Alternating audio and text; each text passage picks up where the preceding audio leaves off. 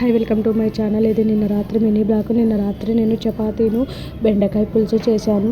ముందే బియ్యం కడిగి పెట్టాను, పిండి కూడా కలిపి పెట్టుకున్నాను. కొంచెం త్వరగా వంట స్టార్ట్ చేస్తే వంట చేయడం అయిపోయిన తర్వాత కొద్దిగా సేపు కూర్చొని టీవీ చూడొచ్చు అనేసి ఒక పక్క కర్రీ చేస్తూనే నేను ఉతికినే బట్టలు ఉంటాయి కదా, అవి కూడా మడత పెడుతున్నాను. నేను నా పని నేను చేసుకుంటున్నాను. మా అమ్ములు మాత్రం అమ్మ నువ్వు బట్టలు మడత పెట్టుకో, నేను కొన్ని గిన్నెలు ఉన్నాయి కదా అవి కడుగుతా అనేసి కడుగుతుంది. వద్దు అని ఎంత చెప్పినా అస్సలు వినదు. స్కూల్లో చెప్పారంట ఇంట్లో అమ్మ వాళ్ళకు హెల్ప్ చేయండి అనేసి. ఏమన్నంటే ఈ స్కూల్లో చెప్పారు హెల్ప్ చేయాలనేసి అంటుంది. సరేలే తన సరదా ఎందుకు కాదన్నాళ్ళు అనేసి వదిలేశాను. తర్వాత నేను నీట్గా కడుక్కొని గ్యాస్ బండ క్లీన్ చేసేసుకున్నాను.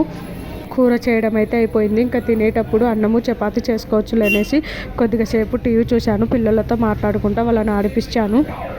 నా సండే పెసరట్టు తినడంతో స్టార్ట్ అయ్యి బెండకాయ తినడంతో అయిపోయింది. సండే ఇలా వస్తుంది అలా పోతుంది, అసలు వచ్చినట్టే అనిపిస్తలేదు.